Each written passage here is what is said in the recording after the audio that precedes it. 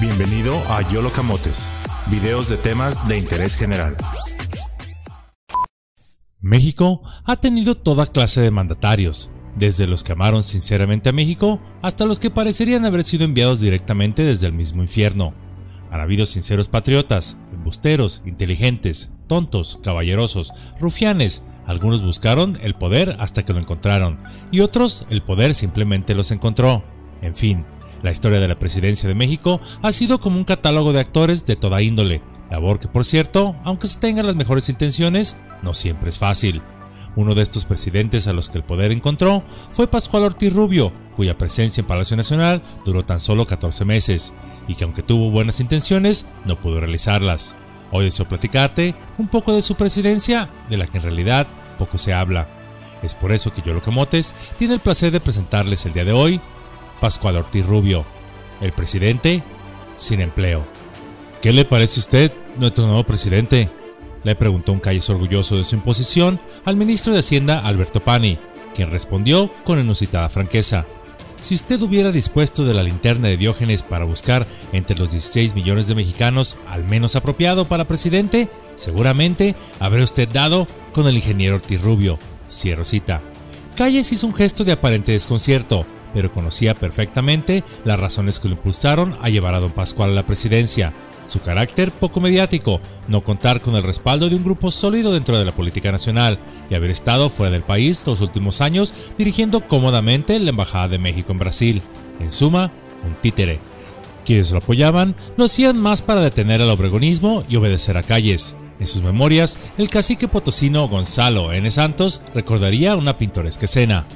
¿Qué clase de hombre es Ortiz Rubio?, le pregunté a Riva Palacio, y me contestó en presencia del representante del presidente Portes Gil: mira, hijo de la chingada, así nos tratábamos, es tan hombre como Obregón y como Calles.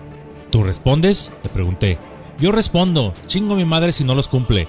Bueno, le dije, tumbando y errando, vamos a organizar nuestro grupo y a trasladarnos a ver a Calles para proponerle que nos deje lanzarlo como candidato.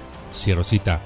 Los revolucionarios sabían que lo sucedido en Querétaro en marzo de 1929 durante la convención del Partido Nacional Revolucionario había sido un madruguete de Calles. Visionario como siempre lo fue, tenía puesto el ojo en Ortiz Rubio desde hacía algunos meses. Se daba por hecho la designación del obregonista regiomontano Aarón Sánchez Garza, pero el jefe máximo tiró línea en favor de Ortiz Burro, como ya lo llamaba la oposición, y encomendó al general Gonzalo N. Santos la misión de sacar adelante la candidatura del michoacano.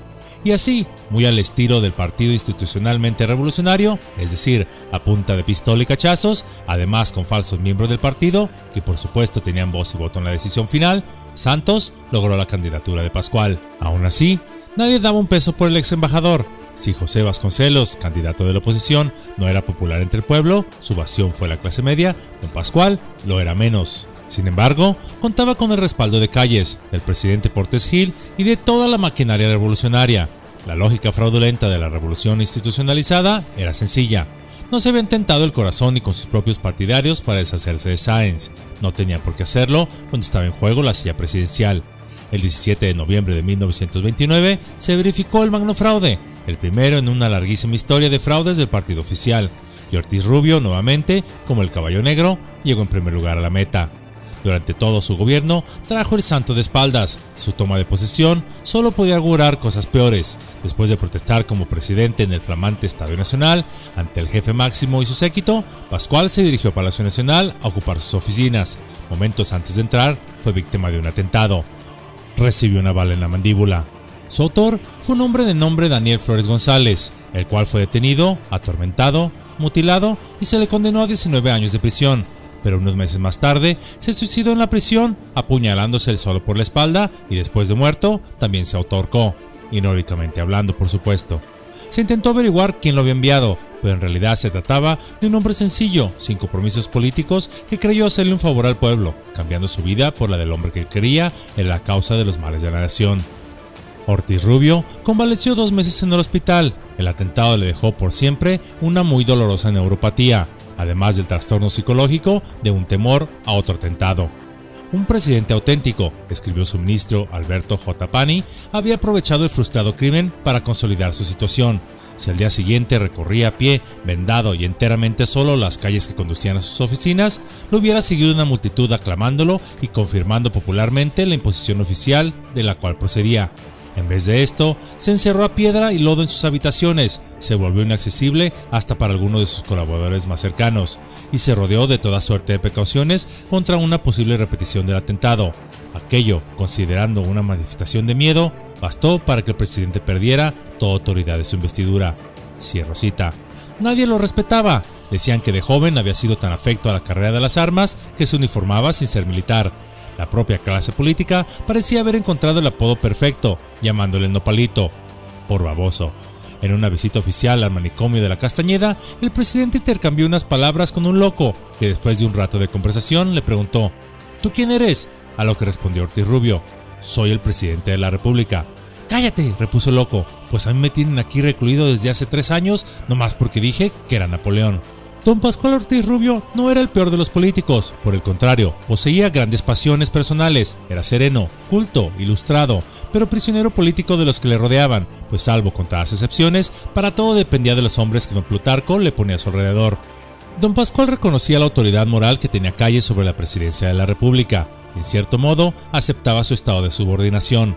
Cuando se le proponía algún acuerdo importante para el país, antes de aprobarlo, preguntaba al ministro en turno. Consultó ya al general Calles, pero la intromisión del jefe máximo llegó a ser tan evidente, moviendo y removiendo a los miembros del gabinete, que Ortiz Rubio se convirtió prácticamente en un títere, en una figura decorativa sin poder alguno, un presidente sin empleo.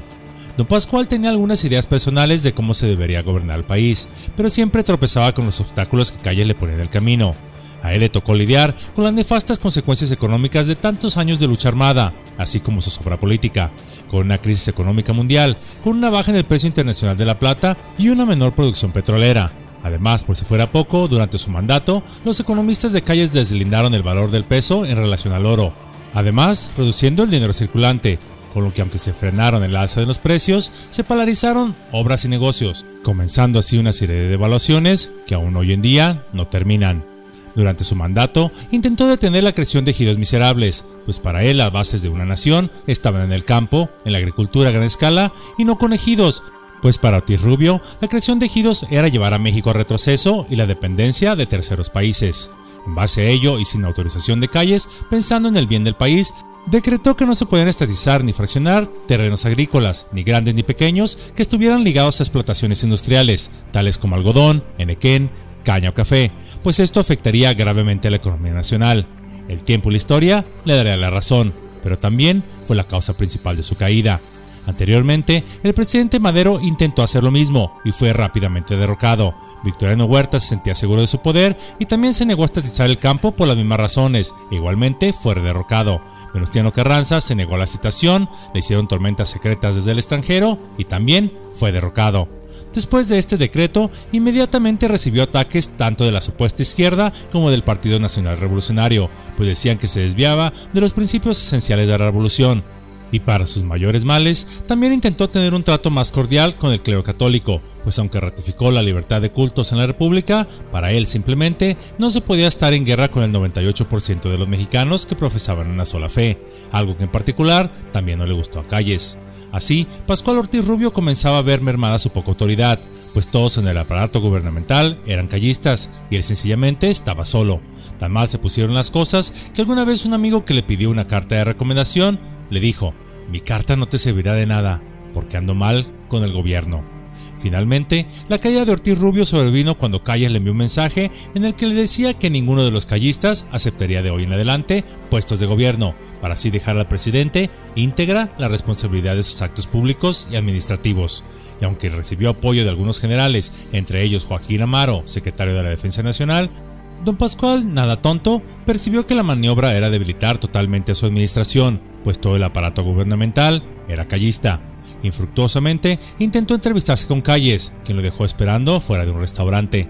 Así se encontró solo, sin apoyo del pueblo que había votado por Vasconcelos, y sin apoyo de su hermosa familia revolucionaria, y que hoy es además institucional. Y con la poca dignidad que aún guardaba, decidió no permanecer ni un minuto más en el poder. Renunció en septiembre de 1932 y partió para el exilio. Año después, de vuelta a México, aún resonaban en su cabeza la burla, el chiste a costa de sus costillas y un curioso verso de los días del vasconcelismo, que se mofaba de su personalidad. Si es usted un animal, de su voto a don Pascual. Si son puros sus anhelos, vote usted por Vasconcelos. Cierro cita. A veces frecuentemente nos equivocamos al suponer que los presidentes están en la cúspide del poder. Don Pascual Ortiz Rubio, con Palacio Nacional y con banda tricolor en el pecho, colmado de honores en las ceremonias públicas, fue sin embargo un cautivo. Don Pascual nos demostró que al parecer para ser presidente de México se debe ser todo menos un caballero. También hay que tener un poco de malicia, aunque la mayoría de los mandatarios han tenido más de malicia que de caballero, pues no bastan tan solo las cualidades morales o intelectuales para ejercer el cargo, y quienes así la tienen, rápidamente pueden quedarse sin empleo.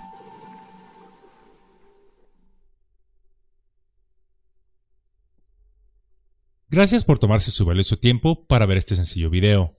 Si fue de su agrado, les invito a que le den su pulgar arriba en señal de aprobación y que lo compartan con sus amigos. También les invito a que se suscriban si aún no lo han hecho y verifiquen que la campanita para recibir notificaciones esté activada.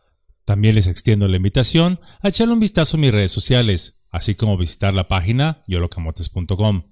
Les agradezco todo su apoyo y comentarios positivos, pues esto me da ánimos para continuar trayéndoles las historias poco conocidas de México y los hermosos países hermanos de habla hispana con los que tenemos un origen en común. Muchísimas gracias.